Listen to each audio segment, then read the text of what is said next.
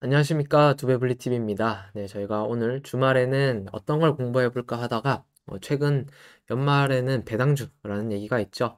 그래서 배당주에 대해서 공부를 해보려고 합니다. 오늘 공부하려는 내용이 뭐가 배당을 많이 주니까 이 종목 사세요 이런 게 아니라 배당 정책에 대한 내용이 바뀌었습니다. 그래서 투자자라면 반드시 알고 가야 되는 내용이라서 저희가 함께 알아보려고 하는 거고요. 어떤 내용이냐면 일단 내년부터 배당의 시기랑 절차가 달라집니다. 이 말이 뭐냐면 기존에는 우리나라 같은 경우에 보시면 기존에는 이제 배당 기준일을 먼저 확정을 했습니다. 배당 기준일에 누가 배당을 받을 주주인지를 갖다가 확정을 했었고요. 그리고 그 다음에 주총을 열었어요. 그 주총에서 배당을 얼만큼 줄지 배당액을 또 이제 확정을 합니다. 그 다음 4월 달에 배당금을 지급하는 구조였는데 이번 개선안에 따라서 일단 주총 소집을 하고 이사회 결의를 이제 합니다. 그 다음에 주주총회에서 배당액을 먼저 확정을 하고요. 그 다음 이제 누가 배당을 받을 건지 배당 주주를 확정합니다. 그 다음 배당금이 지급되는 이런 형태로 바뀌게 되는 거죠.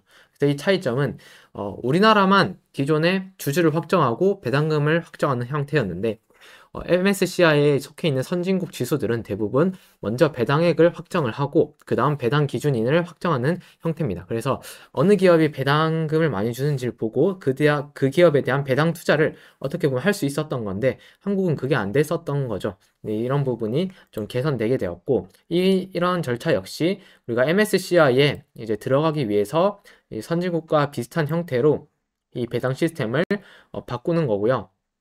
그래서 본격적인 적용이 내년부터 이제 적용될 예정입니다.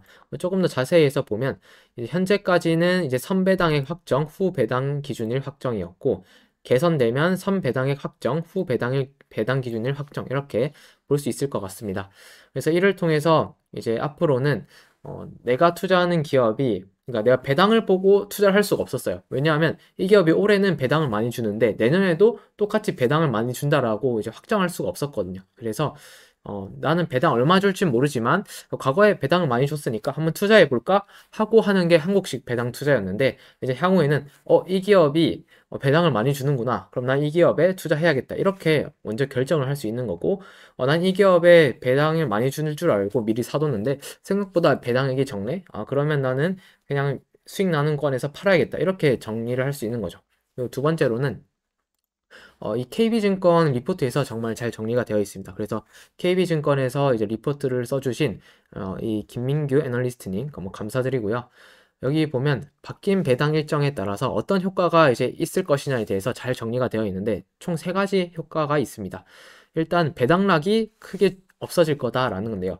배당락이라 함은 보통 이제 12월 말에 배당 주주 명부 폐쇄일 기준으로 배당받는 주주가 확정되기 때문에 보통 주주 명부 폐쇄일 다음 날은 배당락인 경우가 많습니다. 그래서 이 배당락 때는 지수가 밀리는 현상까지도 한국은 있었는데요. 왜냐하면 모든 기업들이 동시에 이제 배당 기준을 확정하고 배당락을 맞다 보니까 지수 자체가 밀릴 정도로 이 배당락 효과가 있었던 거죠. 그렇지만 이제는 분기 배당하는 회사들도 생길 거고 배당 시점도 그 이사회 결의에 따라 달라질 거라서 이 배당락에 점점 얕아지게 될 거라는 거죠. 그래서 이 배당락의 효과가 점점 줄어들 것이다 이렇게 생각을 하고 있는 거고요.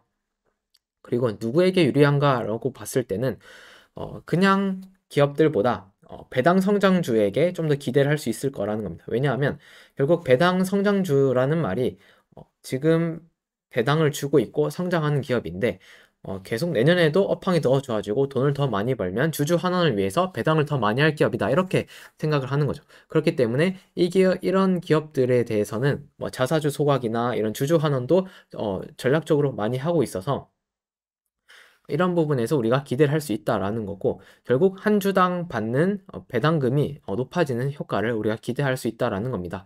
일단 이것과 더불어서 또 이제 배당주뿐만 아니라 배당주 때문에 밀렸던 친구들에게도 기회가 될 수 있는데요. 세 번째로 봤을 때는 연말에 항상 성장주들이 배당주에 의해서 좀 밀리는 모습을 보였었고요.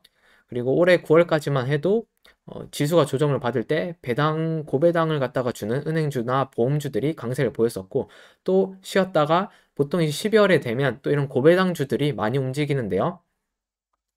이제 이런 모습도 조금 얕아질 수가 있다라는 겁니다. 왜냐하면 연말에는 이제 배당주를 확장해야 되니까 배당을 받고 싶은 사람들은 고배당주에 미리 사야 돼서 수급이 몰리는 현상이 있었다 한다면 또 이제 배당 기준일이 다 달라지고 배당액도 확정이 나중으로 내년으로 미뤄지는 거라서 연말에 소외를 받았던 이제 성장주들이 어느 정도 예전만큼 밀리는 식으로 가진 않을 가능성이 있다라는 거고 연말에도 뭐 성장주들이 이제 시장의 상황과 잘 부합한다면 충분히 움직일 수 있는 상황이 되었다 이렇게 볼 수 있습니다.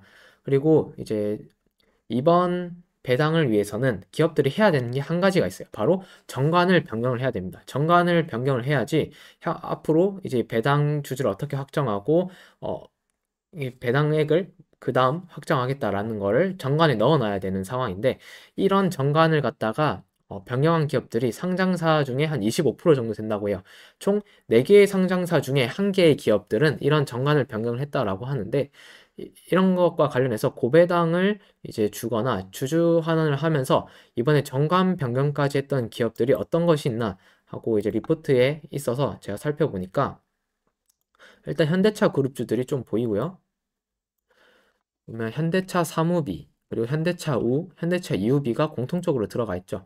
현대차는 어, 배당도 많이 주긴 하지만 우선주 같은 경우에는 거의 8% 가까이 주잖아요. 주긴 하지만 그것과 더불어서 또 올해 어닝 서프라이즈가 나왔고 실적이 계속 좋은 상황이기 때문에 올해 또 이제 많은 배당을 또 기대할 수 있는 기업이 아닌가 싶습니다. 그리고 현대차가 있고 그리고 자동차 쪽에서는 기아도 또 적지 않게 배당을 주는 기업이죠. 그래서 현대차와 기아 그리고 그 외에는 이제 금융지주들이 많은데요. BNK 금융지주, 그리고 미래에셋 증권, 우리금융지주, 하나금융지주 등이 또 있다라고 볼 수 있을 것 같습니다. 그리고 이제 2023년에 정관을 똑같이 변경을 했고 순이익이 늘어가지고 배당 여력도가 많이 올라간 기업들은 어떤 게 있는지 보니까 이노션, 그리고 HD 현대인프라코어, 그리고 미래에셋 생명, 그리고 HD 현대건설기계, KCC, 두산바켓, 현대모비스 등 대부분 이런 산업재에 속하는 기업군들이 올해 돈을 좀 벌었습니다. 그렇기 때문에 이 늘어난 순수익을 바탕으로 더 많은 배당을 하는지 보시면 될 것 같고 여기 있는 기업들은 한 번씩 쭉 둘러보시는 것도 나쁘지 않을 거라고 생각을 합니다. 네, 이렇게 해서 저희가 내년부터 달라질 배당 전략에 대해서 한번 쭉 살펴봤었고요. 여기 적혀 있는 뭐 높은 배당을 주는 기업들도 한번 충분히 살펴볼 필요가 있다라는 생각이 들었습니다. 네, 저희 주말에는 이렇게 해서 저희 배당주 공부로 영상을 마치도록 하겠고요. 다음 주에 또 새로운 공부로 돌아오도록 하겠습니다. 시청해 주셔서 감사합니다.